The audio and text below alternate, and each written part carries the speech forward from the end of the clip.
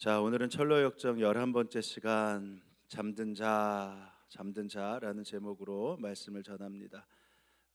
일본 백승국 목사 히메즈 만나교회 취임 예배 이것을 위해서 16명의 단기 선교팀이 일본에 다녀왔습니다. 참 은혜로운 일정을 마치고 잘 돌아왔고요. 또 토요일 날 우리 성도들은 우리 교구장님, 속장님들 함께 필그림 하우스 다녀오셨다고 들었습니다. 많은 은혜 받으셨다고 들었는데 우리 교구장님들, 속장님들 정말 많이 수고하셨습니다. 취임 예배를 드릴 때 한국에서 줌으로도 함께 하신 분들도 계시죠. 근데 잘 아시는 것처럼 참 우리 성도들이 기도를 많이 해주셨다. 그것을 느껴질 만큼 일정 내내 은혜가 있어 너무 감사했고요. 거기 가서 보니까 우리 선교위원장 장로님, 또 선교부장님, 전도부장님 비롯해서 팀원들이 참 많은 준비를 하셨다. 그것을 알았습니다. 그리고 가기 전서부터 여기서 한 2주 동안 매일 10시서부터 한 11시 반까지 기도회를 가졌는데요. 그 기도회도 대단했다. 그렇게 느낄 수 있었습니다. 근데 여기서뿐만 아니라 마찬가지로 일본에 있는 백승국 목사님과 히메지 만나교회 성도들도 참 많이 기도하고 계셨습니다. 목사님이 담임자로 부임한 지 얼마 안 되셨잖아요. 근데 성도들이 기도의 응답이다라고 하면서 참 기뻐하고 자랑스러워하셨고, 또 젊은 목사가 와서 목회를 잘한다는 소문이 히메지 지역에 들리고 있는 것 같아요. 그래서 안 나오던 교인들도 다시 나오기 시작했고, 3주 전이죠. 히메지 지역에서 뭐 한 차로 1시간 정도 떨어졌다고 하는데 거기서 한 가정이 5명이에요. 찾아오셨어요. 그러면서 등록도 하셨고, 또 목사님이 가면서부터 설교하셨을 때 남편이 일본 분인데 계속 안 나오셨다고 해요. 근데 목사님이 가시면서부터 그 일본 분이 등록을 하시면서 한 주도 빠지지 않고 다니기 시작하셨습니다. 그러니까 핵심 멤버가 10명이 훨씬 넘었어요. 그리고 어느새 교회학교 포함해서 주일 출석이 뭐 20명, 25명 출석하고 있으니까 뭐 저희도 매주 다 출석하는 거 아니지 않습니까? 그러니까 30여 명 출석할 만큼 아주 든든한 교회로 세워져 있었습니다. 사진을 좀 보시면 아실 텐데요. 우리가 함께 취임 예배하면서 드렸던 시간이고, 예배 시간의 광경들이 이렇게 나와 있습니다. 취임 예배 때 설교하러 와주셨던 김경환 목사님 말씀처럼 그곳에서는 일본에서는 그 한 명이 한 1,000명 정도와 같은 힘을 가졌다고 해요. 그래도 뭐 일본에서 한인교회니까 굳이 1,000명까지 할 필요 없이 100명이다, 10명이다 하더라도요, 10명만 생각해도요, 20명에서 25명이다 그러면 한국에서 최소한 200명에서 250명 출석하는 교회다, 이렇게 생각할 수 있는 것입니다. 그러니까 김경환 목사님이 이렇게 보시더니 현지 목사님과 선교사님들이 부러워할 만큼 아주 단단한 교회다, 그러면서 막 울먹이세요. 일본에 이렇게 좋은 교회가 세워지고 있다는 게 너무 감사하다. 그래서 그 모습을 보니까 참 감사하고 뿌듯한 마음을 가졌습니다. 우리 선교팀이 주일 예배 때 특송을 했어요. 잘했습니다. 취임 예배 때도 2곡을 했는데 뭐 저는 일본어는 잘 모르니까 그건 잘 모르겠는데 표정은 아무튼 굉장히 좋았어요. 그래서 참 잘하셨고요. 또 기증받아 가져간 것 중에서 우리 성도의 가게에서 떡볶이 80인분을 키트로 해서 가져갔거든요. 그리고 그곳에서 잡채를 만들었는데 취임 예배 후에 그 식사를 할 때 정말 많이 좋아하셨습니다. 그러니까 갈 때 보니까 그 어머니가 아들 집에 갈 때 바리바리 싸가잖아요. 그런 것처럼 이것저것 사랑의 마음을 가지고 싸가는데 11박스를 가지고 갔어요. 교인들 선물, 목사님 가정을 위한 선물, 뭐 전도 물품에서 가져갔는데 참 사랑에 감사했습니다. 근데 우리 일행도 그 교회 가져간 것뿐만 아니라 그 교회에서 사실 저희에게 더 큰 대접을 하고 사랑을 받고 왔습니다. 히메지 만나교회 장로님이 토요일 날 식사 대접을 했는데 정말 맛있게 먹었어요. 제가 좀 살이 찌지 않았습니까? 그리고 월요일 날 꽤 큰 한식당을 운영하시는 성도님이 한국에서 일부는 목사님을 위한 선교팀, 교회를 위한 선교팀이 왔다고 월요일 날 식당을 열지 않는데 일부러 식당을 열어서 저희들을 대접해 주셨습니다. 근데 진짜 맛있었고 양이 많았어요. 아, 이동영 권사님 맛없어서 딴 데 보시는 건 아니에요, 저게. 근데 정말 아주 과할 정도의 대접을 받았습니다. 그뿐만 아니라 우리 일정들을 미리 점검해 주시고 집사님과 현지 집사님 또 성도님들이 일정 내내 라이드해 주시고 도와주시는데 또 보면 일본에서도 또 한국에 가져가야 될 뭐 이렇게 물품들 있잖아요. 근데 그것들을 계속 챙겨주세요. 뭐 잘 먹으면 또 그것들도 챙겨주시고요. 그래서 죄송해서 몸둘 바 모를 정도로 귀한 대접을 받고 왔습니다. 교회가 연합해서 부흥을 이루는 것도 참 감사하죠. 그리고 일본 지역에 한 교회가 세워지고 거기서 부흥한다는 거 사실 이거는 기적입니다. 그래서 얼마나 감사했는지 모릅니다. 근데 일본 선교팀 가면서 제가 그렇게 얘기했어요. 매번 선교팀마다 갈 때 선교팀이 가면 그곳에 부흥이 있다, 성장이 있다. 그리고 기도하며 갔기 때문에 그 선교팀 안에 하나님의 응답이 있다라고 말씀을 드렸습니다. 아, 저녁마다 기도하는 시간을 가졌을 때 기도 가운데 뭐 우리 성도 가운데 방언을 받으신 분도 계시고요. 더 놀라운 것은 월요일 저녁에 함께 기도했을 때 힘의 집 만날교회 성도들 기도 제목을 이야기하는데 그때 장로님이 기도 제목을 나누셨어요. 69세 된 장로님이십니다. 그 정도 되면 건강을 위한 기도 제목도 있잖아요. 그리고 가족도 그렇고 이런저런 기도 제목이 얼마나 많으시겠어요. 근데 이렇게 말씀하세요. 이 교회에 구입한 지 12년 됐다. 물론 리모델링하고 뭐 여러 가지 한 것들이 부분적으로 한 것이 몇 년 되지 않았지만 건물은 40년이 넘었다. 그래서 자기가 기도 제목이 이 성전 다시 한번 건축하는 거다. 이렇게 기도 제목을 내놓는 것입니다. 아시는 것처럼 한국도 그렇지만요, 일본에서 자기 건물을 갖는다. 이건 정말 쉽지 않은 일이거든요. 근데 그 연세가 되고 그 정도 섬겼으면 좀 쉬고 싶다고 하실 텐데 성전 건축하고 싶다. 이 69세 된 장로님이 말씀하시더라 말입니다. 그래서 그 얘기를 듣는데 굉장히 감동이 됐어요. 그래서 기도한 다음에 백승훈 목사님한테 먼저 물었습니다. 진짜 이 교회 뼈를 묻을 각오가 돼 있냐? 아멘 하시더라고요. 그럼 제가 그랬어요. 그럼 이 장로님 마음 하나님이 받으실 것이다. 왜냐하면 보니까 그 교회가 뭐 한 10억 이상 들겠지만 그것들을 새로 건축할 만한 그런 힘이 있는 교회였습니다. 그래서 곧 될 것 같아요. 그래서 가신 분들한테 아마 이야기를 들으면 귀한 은혜들이 있을 텐데요. 그래서 그랬어요. 한 얼마 정도 듭니까? 그랬더니 한 10억 든대요. 그래서 제가 그랬어요. 그럼 우리 교회가 1억을 감당하면 되겠네요. 그러고 나서 거기에 계신 장로님한테 1억 작정하시라 했습니다. 그래서 1억 작정하셨어요. 그래서 아멘 하셨습니다. 교회가 선교 완성을 위해 앞장서는 것, 또 우리 교회가 파송한 선교사님을 잘 섬기는 것, 이게 우리 교회의 복이고 우리의 은혜입니다. 앞으로도 우리 교회가 계속 파송 선교사님들을 세워갈 것이고 또 우리 파송한 선교사님들 계시지 않습니까? 그래서 이번에도 일본 캄보디아 계신 선교사님들 계속 계시죠.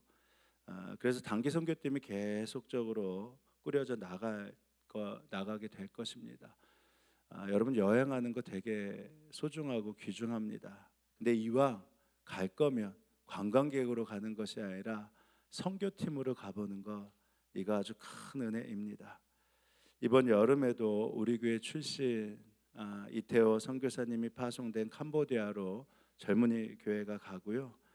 유거원 목사님, 홍성현 권사님이 사역할 말레이시아에 우리 청소년부가 다녀오게 됩니다. 젊은이 교회는 어떨지 모르겠지만 청소년부 말레이시아 단기 선교 가는 것은 여러분들도 다 같이 가실 수 있습니다. 일정이 좀 힘들지만 여러분 한번 도전해 보세요. 하나님이 기뻐하시는 자리이기에 여러분이 가는 그곳이 부흥이 일어나고요. 여러분도 하나님이 주시는 응답과 약속들이 반드시 이루어지게 되어 있습니다.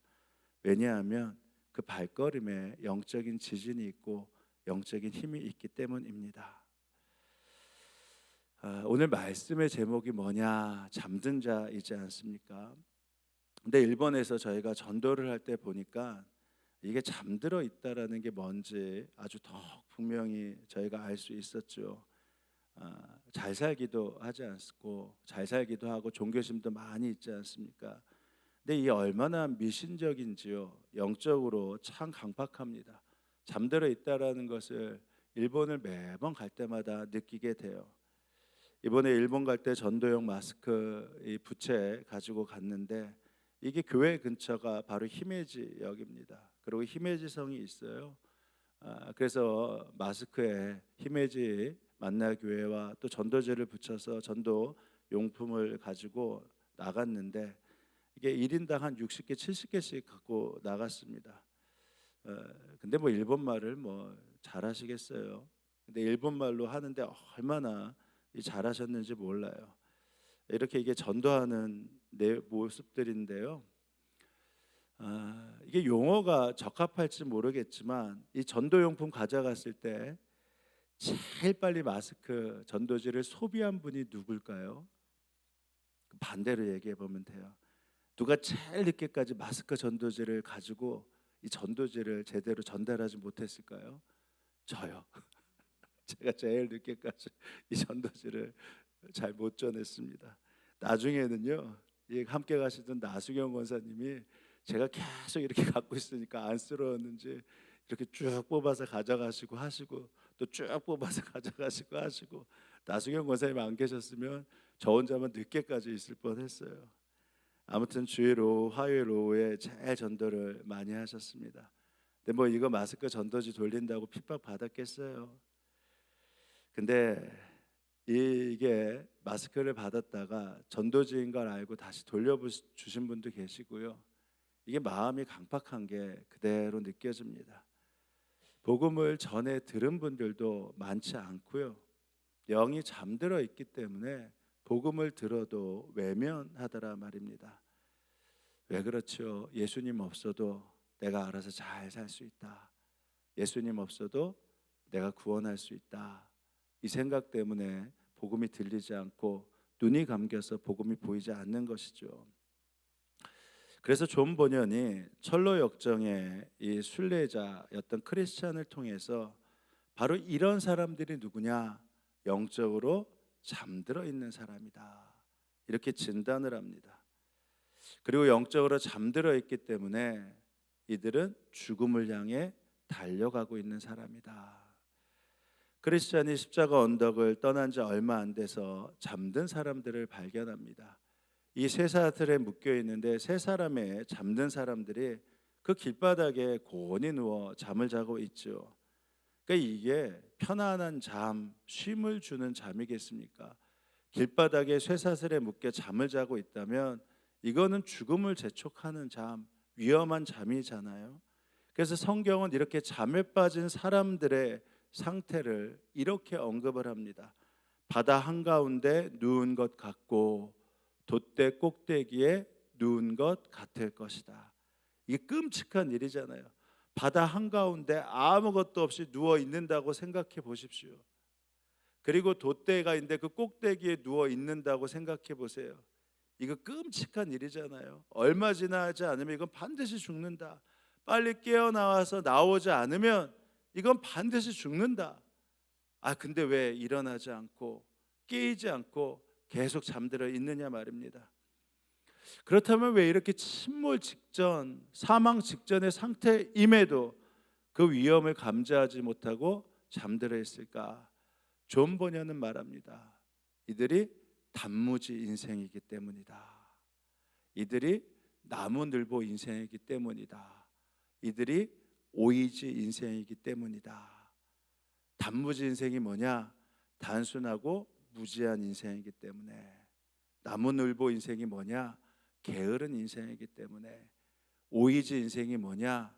오만하고 그리고 이기적이고 그리고 잘날만 지 잘났다라고 생각하는 그 인생이기 때문에 이들이 잠에서 깨어날 수 없다라는 것입니다.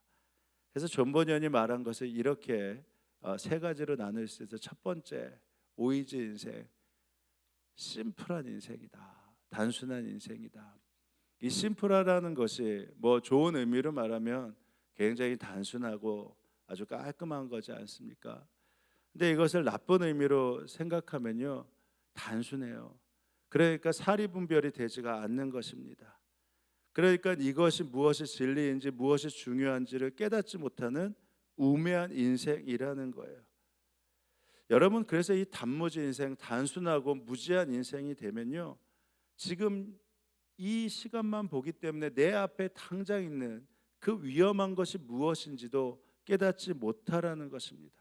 그러니까 위험을 자각하지 못하니까 어떻게 해요? 깨어날 필요가 없는 거예요. 위험하다고 하면 당연히 일어나죠. 근데 그것을 자각하지 못하니까 깨어날 수가 없는 것이죠. 여러분, 암에 걸렸을 때 얼마나 안타깝습니까? 3기 4회가 돼서 발견할 때 하나같이 생각되는 게 뭐예요? 몰랐다. 이 자각 증세가 없었다라는 거 아닙니까? 자각 증세가 있었으면 1기 2기 때 다 알게 되죠. 근데 자각 증세가 없고 3기 4회가 되니까 이미 때를 놓칠 때가 얼마나 많이 있어요. 지금 순례자 크리스찬이 쇠사슬에 묶여 자고 있는 그를 보면서 일어나, 이제 그러다 죽어. 길가에서 쇠사슬에 묶여 있으면 이건 반드시 죽는 거야. 그러다 큰일 나 하고 흔들어 깨우는데, 이 첫 번째 깨우는 그 사람이 깨더니 그래요. 뭐가 위험하다고 난리야. 난 지금 하나도 위험하지 않아. 영어 표현으로 I see no danger. 아무 위험이 없어. 이렇게 말을 하더라 말입니다. 아니, 죽음의 족쇄에 매여 있고 시시각각 죽음의 골짜기로 가는 그 시간인데도요, 무지하니까 나는 아무것도 매여 있지 않아. 나는 자유롭다고 생각하는 바로 그 모습이라 말입니다. 억색마귀가 자기의 영혼을 잡고 있어요. 근데도 편안하다고 느껴요. 심판의 불이 시시각각 다가오고 있어요. 근데도 뜨겁다라는 것을 느끼지 못합니다. 그래서 찰스 웨슬리는 이런 사람들, 이런 단무지 인생의 사람들을 뭐라고 하냐? 지옥의 입구를 안식처로 여기는 사람들이다. 지옥의 입구를 안식처로 여기면서 자고 있는 사람들이다. 이렇게 말을 합니다. 그런데 혹시 예수님을 모르기에 이 심판 앞에서 이 자각 증세가 없는 단무지 인생이 있다라고 말하는데, 혹시 예수를 믿는데도 이런 단무지 인생 없을까요? 혹시 여러분 가운데 잠들어 있는 분 안 계십니까? 당신 계속 이렇게 살면 안 돼.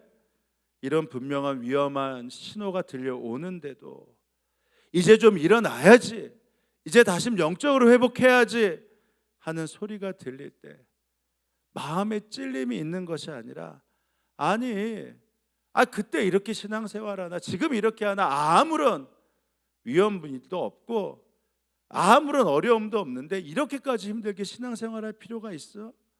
이렇게까지 믿음 생활할 필요가 있어? 하면서 그 깨움이 도리어 거치장스럽고 도리어 힘든 분 안 계십니까? I see no danger.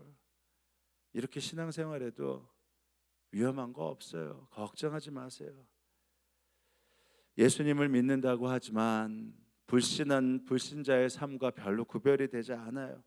죄짓고 살고 욕심내며 살며 거짓말하고 음란하고 혈기와 다툼과 시기와 질투와 두려움과 염려와 원망하며 사는 것에서 벗어나지도 못하면서도 그냥 외면하면서 괜찮아, 이렇게 신앙생활하는데 뭐가 문제야, 이런 분 안 계시냐는 것입니다. 그렇다면 여러분 지금 아셔야 돼요. 내가 단무지 인생이구나. 내가 심플한 인생이구나. 내가 지금 믿음에 문제가 생긴 것이구나. 그 결과는요, 오늘 본문은 엄중히 경고합니다. 그러다가 정말 깨어나지 못한다. 악인은 자기의 악에 걸리고 자기 죄의 올무에 걸려들어서 훈계를 받지 않아 죽고 너무 미련하여서 길을 잃는다. 그래서 바울이 이렇게 호소하잖아요. 잠자는 자들아, 제발 죽은 자 가운데서 일어서라. 깨어나라. 그러므로 잠자는 사람아 일어나라. 죽은 사람들 가운데서 일어서라. 여러분, 그래서 지금 내가 어떠한 인생을 살고 있는지 점검해 보셔야 됩니다. 두 번째 뭐라고 했어요? 나무늘보 인생. 영적으로 잠든 이유를 존 번역은요, 게으름과 나태함 때문이라고 진단하더라 말입니다. 두 번째 잠든 사나이의 이름을 슬롯, 게으름, 나태함이라고 이름을 지었어요. 이 대목을 읽어보면요, 이 사람을 깨워요. 그랬더니 이 사람이 그냥 나 좀 잠을 잘래, 좀 잠자게 내버려둬, 그냥 신경 쓰지 마, 이러다 말입니다. 영적으로 좀 더 잠을 자고 싶다라는 게 뭐예요? 그냥 세상에서 그냥 내가 여기 있을 테니까 깨우지 말고 좀 그대로 놔둬, 이렇게 말하는 것 아니겠습니까? 번역은 말합니다. 그렇게 세상에 빼앗기고 마귀에게 시간을 빼앗기다 보면 그 올무가 점점 너를 죄이고 벗어나지 못하게 할 것이다. 그럼 어떻게 벗어나죠? 성경은 말합니다. 이 악한 세상에 세월을 아끼면 됩니다. 에베소서 5장에 보면 잠자는 자들아 깨어나라 라고 말씀하신 다음에 바울이 이렇게 얘기해요. 세월을 아끼라, 때가 악하니라. 이게 아끼다라는, 아껴야 된다라는 헬라어가 엑사고레조라는 뜻입니다. 근데 이 단어가 특별한 의미가 있어요. 여기만 쓰였어요. 그리고 예수의 구원에 대해서 쓰였습니다. 리딤이라고 하는데 속량하다라는 뜻이에요. 그러니까 세월을 아끼다라는 이 말을 다시 표현하면 하나님의 시간을 만들어야 된다. 지금 이 세상의 시간에서 벗어나 하나님의 시간을 만들기 위해 너의 대가를 리딤, 지불해야 된다. 너가 반드시 하나님의 시간을 위한 너의 대가가 있어야 된다. 이게 세월을 아끼라라는 말씀입니다. 지금 너의 하루 24시간, 일주일 168시간, 이 시간을 점검한 다음에 마귀에게 빼앗긴 시간, 세상에 빼앗긴 시간을 다시 하나님의 시간으로 되찾아 오기 위한 대가를 지불해야 된다. 여러분, 얼마나 깨어 있으세요? 얼마나 주님과 동행하는 시간을 갖고 계십니까? 얼마나 주님이 기뻐하시는 시간을 가지려고 대가를 지불하고 계십니까? 아시죠? 시간은 저축이 안 되는 거, 시간은 저장도 안 되는 거, 24시간 그리고 일주일 168시간은요 이 세상 모든 사람에게 공평하게 주어져 있습니다. 내 마음대로 더 늘릴 수도 없고요, 내 마음대로 더 줄일 수도 없는 게 바로 이 공평한 시간입니다. 근데 이 공평한 시간, 내가 어디에 대가를 지불하느냐에 따라서 이것이 세상의 시간, 마귀의 시간이 될 수도 있고요, 이것이 바로 하나님의 시간이 될 수도 있는 것입니다. 스스로 관리하지 못해서 쓸데없이 감정을 빼앗기는 시간, 이 시간, 이게 누구의 시간입니까? 증오에 빼앗기고 그리고 정욕에 빼앗기는 시간, 이게 누구의 시간입니까? 육신의 욕망에 빼앗기는 시간, 내 즐거움에 빼앗기는 시간, 이게 누구의 시간입니까? 때로는 누군가를 미워하면서 그것 때문에 힘들게 보내는 시간, 이게 바로 누구의 시간입니까? 그래서 영적인 상황에 대해서 누구보다 잘 아는 이 존 칼뱅이요, 이렇게 말했어요. 늘 이렇게 말했어요. 마귀에게서 시간을 빼앗아라. 마귀에게서 시간을 빼앗아라. 마귀에게 시간을 빼앗기지 말고 마귀로부터 시간을 빼앗으라. 마귀와 세상의 시간을 빼앗기지 말고 마귀와로부터 시간을 빼앗아서 하나님의 시간을 만들어라. 여러분 이거 하지 않으면요 어느 누구도 이 게으름에서 벗어날 수가 없습니다. 미국의 유명한 방송 설교가 짐 베이커 목사님 혹시 들어보셨나 모르겠어요. 이분은 세계적인 명성 얻었지만 결국은 하지 말아야 될 일하고 감옥에 가는 신세가 됐어요. 목사님인데. 그래서 그분이 나는 잘못했다, I was wrong 이라는 책을 썼습니다. 근데 거기에 이런 말이 있어요. 나는 아주 유명한 목사가 되어서 3천 명의 직원을 두고 1년에 1억 9천만 달러, 그러니까 우리 돈으로 한 2억 5천만 원, 2,500억 정도 되죠. 그 예산으로 200개의 방송국 채널을 운영하고 있었습니다. 정말 바빴대요. 하루 16시간 일했대요. 뭐 이것까지는 대단히 중요해 보이죠. 근데 그 다음에 이렇게 썼어요. 그래서 더 이상 조용히 앉아서 성경을 읽을 시간도 없었다. 더 이상 엎드려 기도할 시간도 없었다. 가족들과 함께 할 수 있는 시간도 없었다. 그때 유혹이 찾아왔는데 나는 그것을 반격하여 물리칠 무기도 힘도 하늘의 도움도 없었다.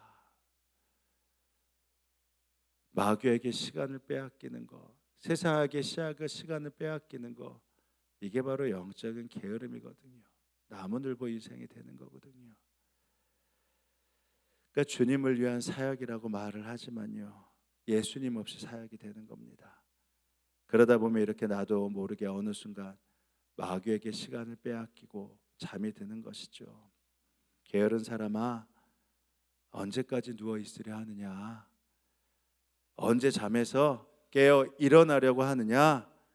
조금만 더 자야지, 조금만 더 눈을 붙여야지, 조금만 더 팔을 베고 누워 있어야지 하면 결과 내게 가난이 강도처럼 들이닥치고 빈곤이 방패로 무장한 용사처럼 달려들 것이다. 근데 무장해제가 되어 있어서요, 그것을 이길 힘이 없는 거예요. 큰 교회에서 엄청난 사역을 한다. 그 사역이 우리를 죄의 유혹에서 벗어날 수 있게 하는 것이 아닙니다. 내가 어떠한 직분을 가지고 있다, 그것이 바로 내가 하나님 앞에서 나아가는 그 시간을 가질 수 있게 만드는 게 아니잖아요. 바로 하나님을 위한 시간, 하나님을 위한 대가를 지불하는 시간, 바로 기쁨과 감사, 말씀과 찬양, 예배와 기도의 시간, 하나님을 위한 이 시간의 대가를 지불하지 않으면요, 그럼 게으른 사람 돼요. 근데 깨워도요, 좀 놔도 이렇게 된다 말입니다. 세월을 아끼십시오.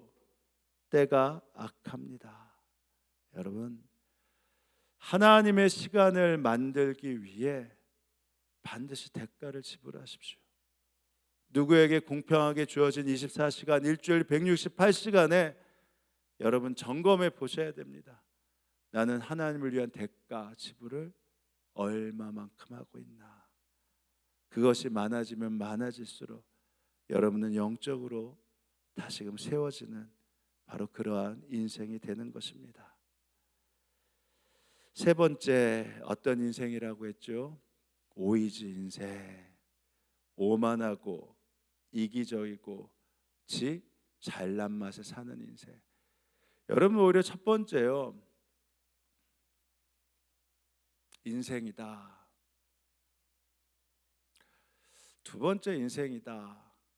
이거는 그래도 괜찮아요. 근데 마지막에 이 오이지 인생이 되면요, 정말 큰일입니다. 이러면 더 깊은 잠에 빠져가지고요, 깨어나기가 힘들어져요. 왜냐하면 오이지 인생이 되면 난 괜찮아, 그냥 혹시 염려라도 되고 걱정이라도 되고 마음의 부담이라도 되는데, 이게 딱 사로잡히면요, 난 괜찮아, 내 신앙은 내가 알아서 챙길 수 있어, 내가 알아서 그냥 살아갈 수 있어, 내 신앙은 절대 무너지지 않아 하는 자구함과 교만함이 그를 사로잡기 시작하면요, 이건 이 잠에서 깨어나게 할 방법이 없습니다. 존 버년이요, 세 번째 사람을 막 깨워요. 일어나십시오.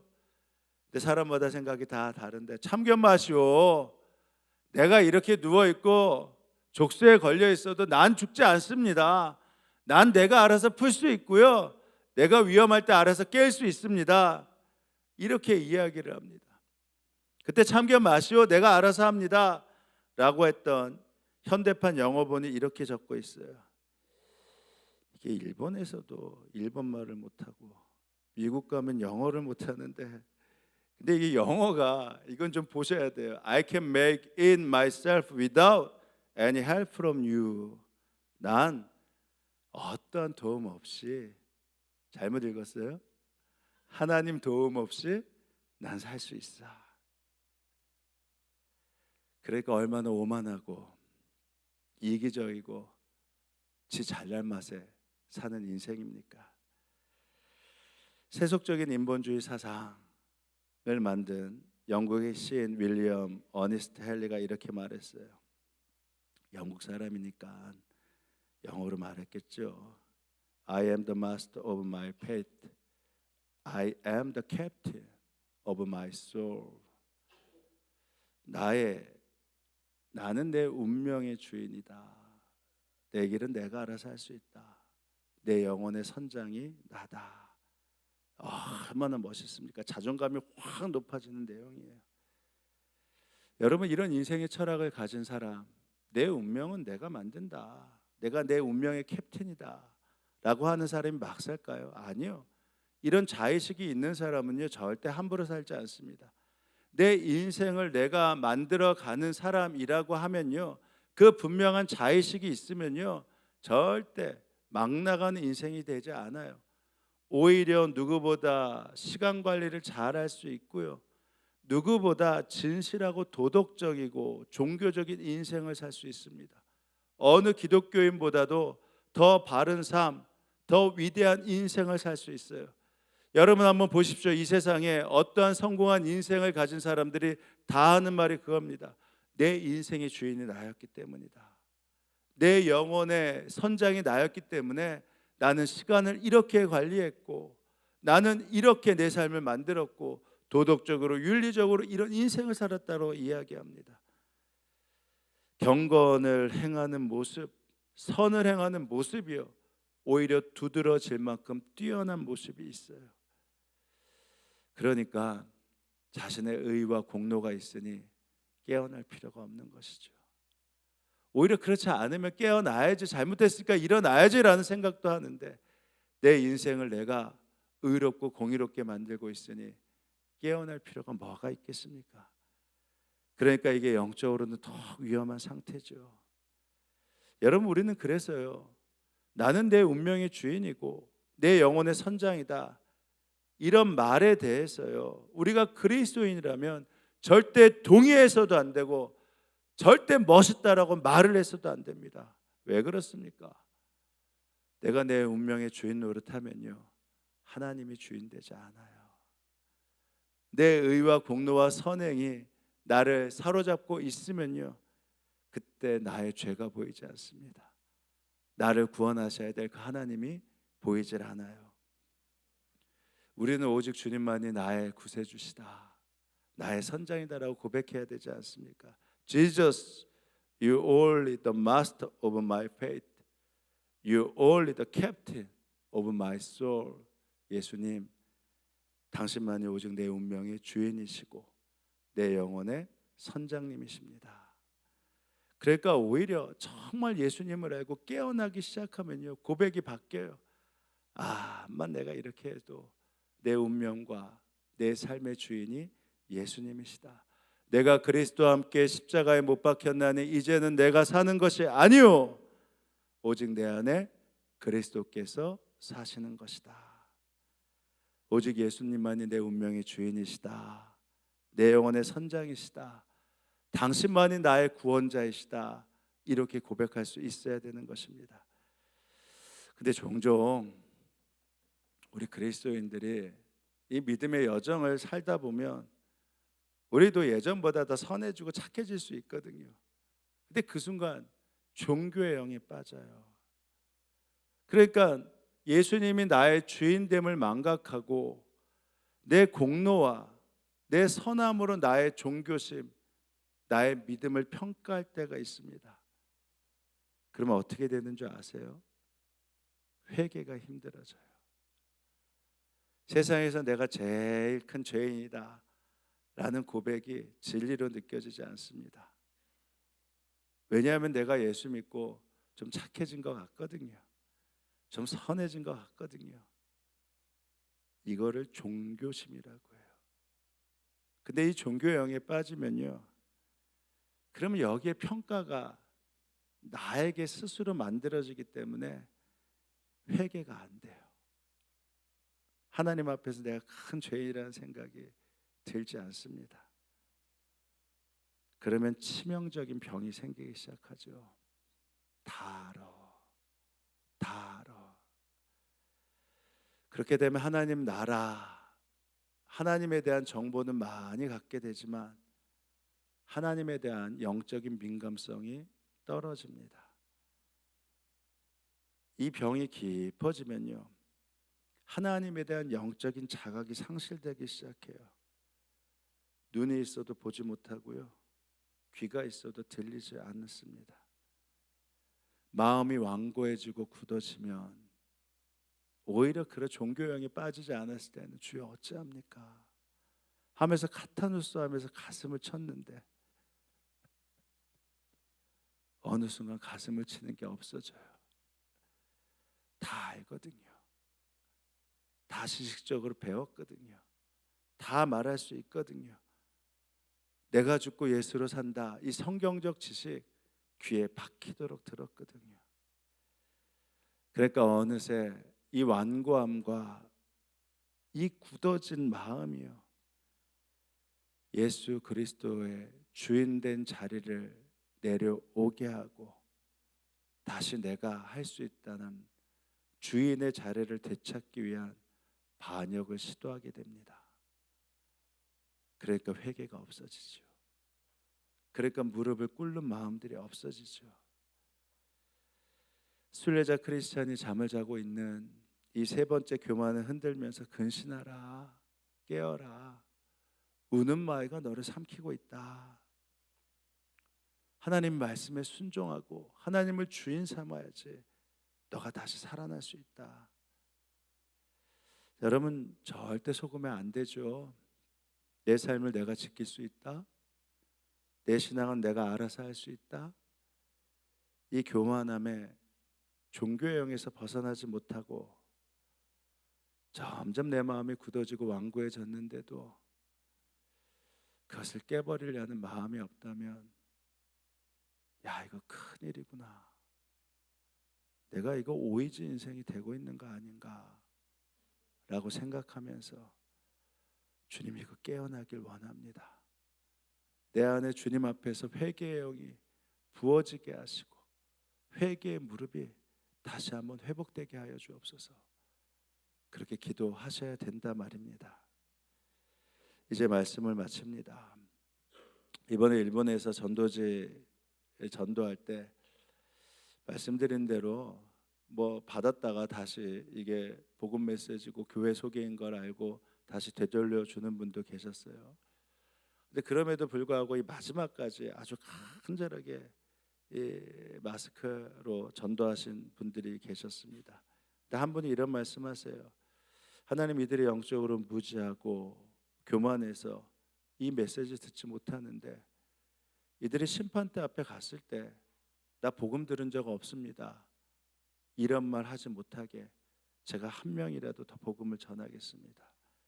이들이 영적으로 무지해서 교만해서 알지 못하고 심판대 앞에 갔을 때 나에게 복음 전해준 사람 없습니다 라는 말 듣지 않도록 제가 이 한 명 마지막까지 전하겠습니다 하면서 간절하게 그 전도제를 전하는 모습을 봤습니다.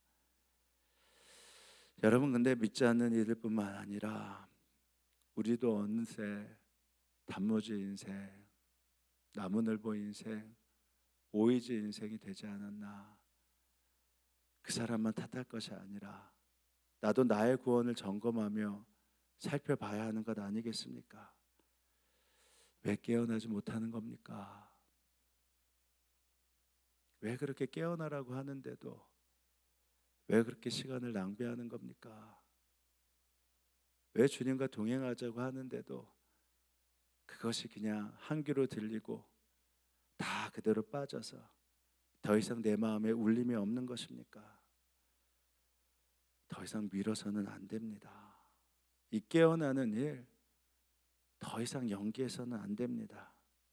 바로 오늘 이 죄인의 시간, 굴욕의 시간, 저주의 시간, 미워하는 시간, 그저 TV나 보고 잡담을 즐기는 이 진공의 시간, 아무것도 아닌 이 진공의 시간에서 벗어나서 세상과 마귀로부터 빼앗은 시간, 빼앗긴 그 시간을 이제는 예수님의 시간으로 되찾아 오셔야 됩니다. 그 대가를 지불하셔야 됩니다. 오직 나는 죽고 예수로 산다, 이 고백을 하시며 사랑과 용서의 시간을 만들고 찬송과 감사의 시간을 만들고 말씀과 기도와 예배의 시간을 만들어 가셔야 됩니다. 이럴 때 다시 그 틀을 깨어나 영광의 시간, 그 주님이 살아계심이 누려져서 그로 인해 내 안에 넘치는 기쁨의 시간, 바로 그것이 회복되게 되는 것입니다. 바로 그럴 때 수많은 사람들에게 살아계신 주님을 전하는 바로 순례자의 영성, 그것이 여러분에게 펼쳐질 수 있는 것이죠. 그 은혜가 여러분에게 함께하길 주님의 이름으로 축원합니다. 이제 기도하실 때 이렇게 기도합니다. 주님, 영적으로 잠든 세상의 사람들 깨우는 자 되길 원합니다. 하나님의 시간을 위한 대가를 지불하는 은혜를 회복하길 원합니다. 죄인의 시간, 굴욕의 시간, 저주스러운 시간, 미워하는 시간, 그저 TV나 보고 잡담을 즐기는 진공의 시간으로부터 벗어나 사랑과 용서, 찬송과 감사가 넘치는, 그리고 말씀과 기도와 예배가 회복되는 그 시간을 허락하여 주옵소서. 우리 이렇게 함께 기도합니다. 기도하시겠습니다. 하나님 아버지, 함께 하시는 하나님의 은혜를 더하여 주시옵소서. 하나님 아버지, 하나님께서 주님 우리를 다시 한번 일깨우시고 다시 한번 일으켜 세우시길 원합니다. 하나님 아버지, 이제 영적으로 잠든 모습에서 일어나길 원합니다. 아버지 하나님, 진정한 순례자의 길을 걸어가길 원합니다. 주님 아버지, 이 진공의 시간에서부터 벗어나게 하여 주옵소서. 죄인과 굴욕과 저주와 미움과 그저 TV나 보고 잡담을 즐기는 이 진공의 시간에서 벗어나 주님의 시간을 되찾게 하여 주옵소서. 그래서 사랑과 용서와 찬송과 감사가 넘치는 시간, 주님 말씀과 기도와 예배가 회복되는 그 시간을 허락하여 주옵소서. 은혜와 사랑에 충만하신 아버지 하나님, 세상에 많은 사람들이 영적으로 잠들어 있는데 그들은 그것을 알지 못하고 내가 내 운명의 주인이고 내 영혼의 선장이다라는 무지와 교만의 말을 하며 멸망의 길, 심판의 길로 달려가고 있습니다. 주님, 우리가 그들을 구원하길 원합니다. 그러하오니 먼저는 다시금 우리를 깨워 주옵소서. 세월을 아끼게 하셔서 주님을 위한 대가를 지불하는 그 은혜를 더하여 주셔서 먼저는 나의 단순함이, 나의 게으름과 나태함이, 이 교만함이 깨어져 죄인의 시간, 굴욕의 시간, 저주스러운 시간, 미워하는 시간, 그저 TV나 보고 잡담을 즐기는 진공의 시간에서 벗어나게 하여 주옵소서. 그리하여 모두에게 동일하게 주어진 24시간 주님과 동행하며 주님을 위한 시간을 확보하게 하셔서 다시는 잠드는 일이 없도록 우리를 일깨워 주시고 인도하여 주옵소서. 주님, 우리나라를 위해서 기도합니다. 먼저는 국가적인 재난이 생기지 않게 하시고 국민들에게 자긍심을 줄 수 있는 정치와 입법이 세워지게 하여 주옵소서. 북한을 위해 기도합니다. 특별히 억류되어 있는 목사님, 선교사님들을 위해 기도합니다. 지난 10일 북한에 8년째 억류되어 있는 김국기 목사님의 아내 김의순 사모님의 간절한 손편지를 읽어보았습니다. 주님, 간절히 기도하오니 김국기 목사님, 김정훈 목사님, 최춘길 선교사님, 장문석 집사님, 그리고 억류되어 있는 성도들 속히 석방되게 하여 주옵소서. 전 세계적으로 전쟁이 종식되고 평화가 속히 오게 하시고 우리 선교사님들을 보호하시고 그들의 가정을 보호하여 주옵소서. 주님, 우리 성도들을 위해서 기도합니다. 예배가 회복되게 하시고 주의 보혈로 인해 병에서 나음을 입게 하여 주옵소서. 오늘도 주님께 감사하여 허락하신 것의 일부를 떼어 봉헌합니다. 하나님, 저희의 감사와 사랑을 받아주시고 마르지 않는 넘치는 축복 더하여 주옵소서. 감사드리며 예수님의 이름으로 기도합니다. 아멘. 우리 다 함께 자리에서 일어서시겠습니다. 우리 함께 서로를 인사하실 때 복음으로 삶을 살아냅시다 이렇게 인사하시겠습니다. 두 번째 인사합니다. 잠에서 깨어나십시오 하고 인사하겠습니다. 우리 하나님 앞에 찬양하며 나아갑니다.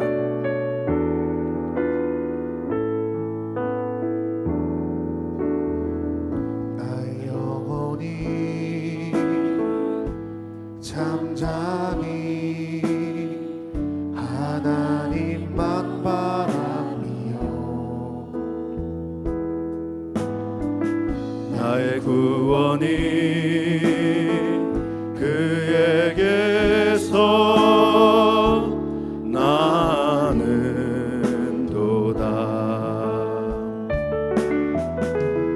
나의 영혼아 잠잠히 하나님만 바라라. 나의 소망이 저에게서 나는도다. 오직 주만이 나의 반석, 나의 구원이시니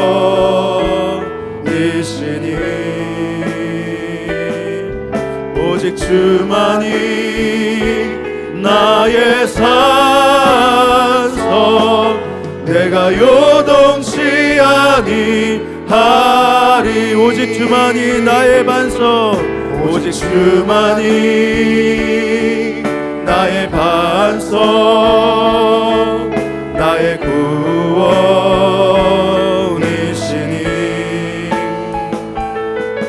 오직 주만이 나의 산석, 내가 요동치 아니하리. 살아계신 주님, 우리를 깨우셨사오니 이제는 순종하며 주님을 위한 대가의 시간을 기쁨으로 기꺼이 지급할 수 있도록 우리를 인도하여 주옵소서. 지금은 성부, 성자, 성령 삼위일체 하나님의 은혜와 역사가 이 예배에 함께한 성도들 머리머리 가운데, 그들의 일터와 가정 가운데 지금으로부터 영원히 함께하옵시기를 간절히 축원하옵나이다. 아멘.